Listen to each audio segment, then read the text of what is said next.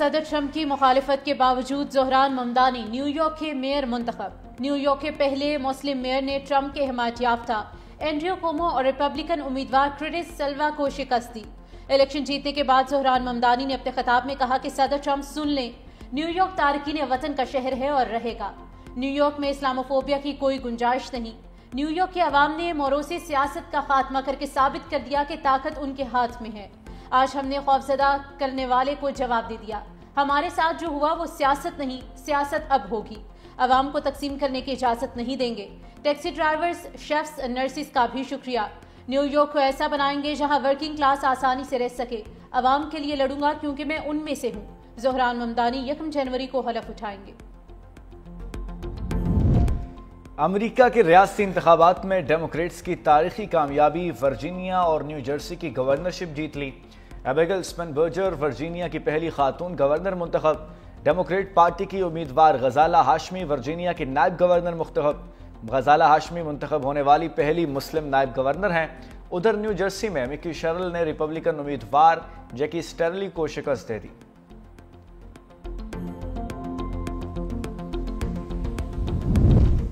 Donald Trump ने shutdown को Republicans के हारने की बड़ी वजह करार दे दिया। Social media site truth social पर पोस्ट में कहा कि शटडाउन की वजह से रिपब्लिकन्स को शिकस्त हुई। शिकस्त की दूसरी वजह बैलेट्स पर मेरा नाम ना होना था। दूसरी जानिब ट्रंप के हिमायत याफ्ता एंड्रयू कोमो ने शिकस्त तस्लीम कर ली। ज़ोहरान ममदानी को जीत की मुबारकबाद दी।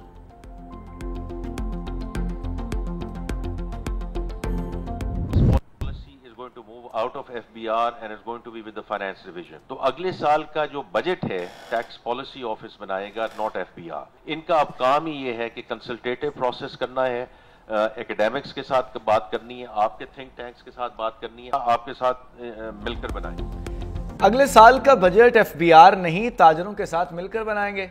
हुकूमत अपने खर्चे कम कर रही है। टैक्स इस्लाहात ताजर बरादरी के मुशावरत से जारी की जा रही हैं। वफाकी वज़ीर ख़जाना मोहम्मद औरंगज़ेब की कराची चैम्बर में गुफ्तगू। कहा, मुल्क के दोनों बॉर्डर पर इस वक्त मसाइल हैं। मुसल्लह अफवाज को सपोर्ट करने के लिए सरकारी अखराजात में कमी नागुज़ीर हो गई है। गवर्नर स्टेट बैंक कमर्शियल बैंकों से पब्लिक प्राइवेट कर्जों की सुस्त फराहमी पर जवाब तलब करेंगे। मुल्क से अगर मल्टीनेशनल कंपनियां गईं तो इससे ज़्यादा आई भी हैं। अफरात ज़र में थोड़ा इजाफा ज़रूर हुआ है, लेकिन मजमूई अफरात ज़र 7 से 3.5% सालाना रहेगा।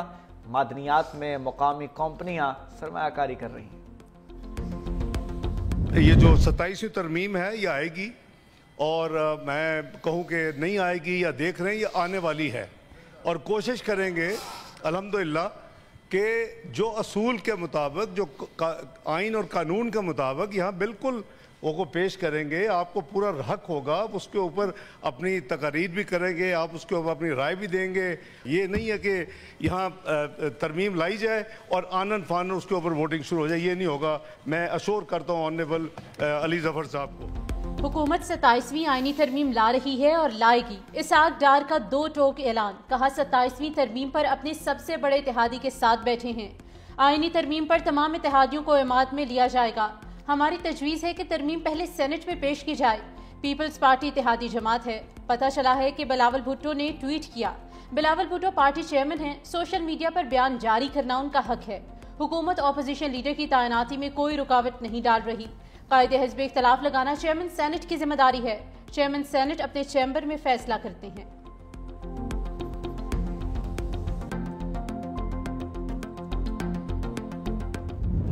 हमारा बड़ा इज्जत और एहतराम का रिश्ता है। पॉलिटिकल बंदे हैं। मैं समझता हूँ हमेशा उन्होंने जमहूरियत के लिए और मुल्क की बेहतरी के लिए काम किया है। तो इंशाल्लाह मैं पहले भी 26वीं तरमीम में हमारे पार्टी के चेयरमैन ने उनको राज़ी किया था और उन्होंने जमहूरी तरीके से उसको सपोर्ट किया था, और इंशाल्लाह अब भी अगर 27वीं तरमीम आएगी तो मैं पूरी उम्मीद हूँ कि इंशाल्लाह वो सपोर्ट करेंगे। 27वीं आईनी तरमीम पर इत्तफाक राय के लिए पीपल्स पार्टी और JUI में राब्ते। मौलाना फजलुर रहमान और बिलावल भुट्टो की मुलाकात इसी हफ्ते होगी। पीपल्स पार्टी की मुजव्विज़ा आईनी तरमीम के बाज़ शिकों पर एतराज़ है। पीपल्स पार्टी की कोशिश है कि मुजव्विज़ा तरमीम पर JUI के साथ मिलकर यकसा मौक़िफ़ अपनाया जाए। गवर्नर खैबर पख्तूनख्वा फैसल करीम गुंडी ने कहा, बिलावल भुट्टो जरदारी 27वीं तरमीम पर CEC को एतमाद में लेंगे। पुरुमीद हूँ मौलाना फजलुर रहमान 27वीं तरमीम में सपोर्ट करेंगे। पीपल्स पार्टी की सेंट्रल एग्जीक्यूटिव कमेटी का इजलास कल होगा। 27ویں ترمیم پر حتمی فیصلے تک قیاس آرائیاں نہیں کرنی چاہیے، کس کا ساتھ دینا ہے کس کا نہیں، پیپلز پارٹی سوچ سمجھ کر فیصلہ کرے گی۔ ای چالان پر سیاست کی جا رہی ہے، سینئر وزیر سندھ شرجیل انعام میمن کی میڈیا سے گفتگو، کہا آئین میں ضروریات کو دیکھتے ہوئے ترمیم ہوتی ہیں۔ Chairman Bilawal Bhutto central executive committee سے مشاورت کے بعد ہی کوئی فیصلہ کریں گے۔ ای چالان سے شہر میں بہتری نظر آئی، خواہش ہے حکومت کو چالان کے مد میں 1 روپیہ نہ ملے، ہم ٹیکس میں چھوٹ کا کلچر ختم کریں گے۔ حکومت سندھ ہاری کارڈ کے ذریعے 4,19,000 کسانوں کو مدد فراہم کر رہی ہے۔ ڈی اے پی کے مد میں 14,000 روپے دیے جائیں گے، دوسرے مرحلے میں 8,000 روپے یوریا کے مد میں دیں گے۔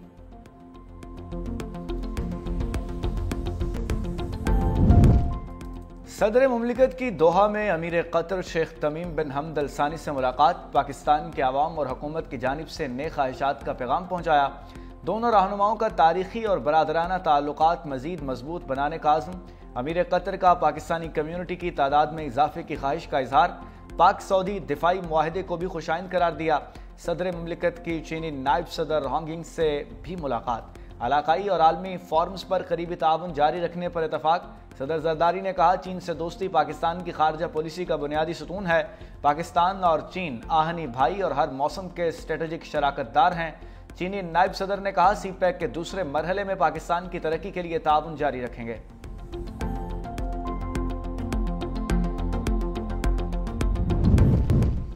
کراچی میں 2 روزہ فیوچر سمٹ کانفرنس کا آغاز، وزیر اعلیٰ مراد علی شاہ نے خطاب کرتے ہوئے کہا کراچی پاکستان کا معاشی ہب ہے، سندھ حکومت کاروباری سرگرمیوں کے فروغ کے لیے ہر ممکن اقدامات کر رہی ہے، ایسا نظام بنا رہے ہیں جہاں کسی نوجوان کو کامیابی کے لیے صوبہ نہ چھوڑنا پڑے۔ سندھ سبز اور ڈیجیٹل معیشت کی طرف بڑھ رہا ہے، ای گورننس کے ذریعے بیوروکریسی کم اور خدمات میں آسانی پیدا کر رہے ہیں۔ حکومت، نجی شعبہ، اکیڈمیا اور عوام سب کو مل کر آگے بڑھنا ہوگا۔ فیوچر سمٹ کے افتتاحی سیشن سے وفاقی وزیر خزانہ محمد اورنگزیب، گورنر خیبر پختونخوا فیصل کریم کنڈی اور وفاقی وزیر مصدق ملک نے بھی خطاب کیا۔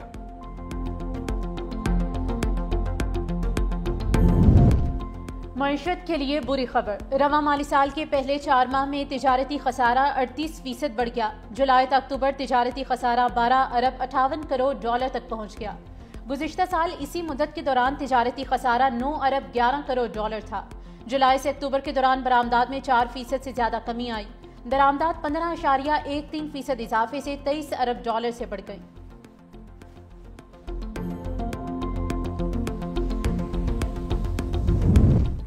وزیر داخلہ محسن نقوی کے لاہور میں نادرہ سینٹر فار ٹاؤن اور ریجنل پاسپورٹ آفس ڈیرہ گوجراں شالیمار کے اچانک دورے، شناختی کارڈ اور پاسپورٹ بنوانے کے عمل کا جائزہ لیا، شہریوں کے مسائل سنے اور حل کے لیے موقع پر ہی احکامات جاری کیے۔ کہا خصوصی افراد کا خصوصی پروٹوکول کے ساتھ کام فی الفور نمٹایا جائے، شہریوں کو اپنی دستاویزات کے حصول میں کسی بھی قسم کی مشکل نہیں ہونی چاہیے، دستاویزات اور پاسپورٹ کی ڈیلیوری مقررہ مدت میں کی جائے۔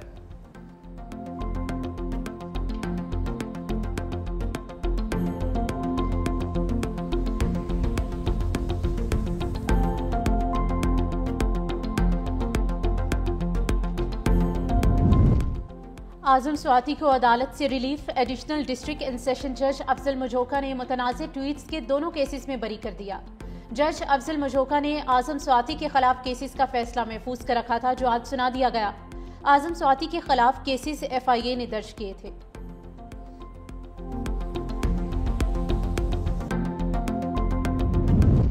عدالتی حکم کے باوجود شیخ رشید کو بیرون ملک جانے سے روک دیا گیا۔ شیخ رشید عمرے پر روانگی کے لیے اسلام آباد ایئرپورٹ پہنچے جہاں انہیں روک لیا گیا۔ لاہور ہائی کورٹ کے راولپنڈی بینچ نے شیخ رشید کو بیرون ملک جانے کی اجازت دی تھی۔ شیخ رشید نے کہا مجھے عمرے پر جانے سے روک دیا گیا ہے، اس ملک میں ہائی کورٹ کا آرڈر بھی نہیں چلتا، اللہ سے مدد مانگتا ہوں۔ کہا گیا آپ نہیں جا سکتے، توہین عدالت کے لیے جسٹس صداقت علی خان کی عدالت جاؤں گا۔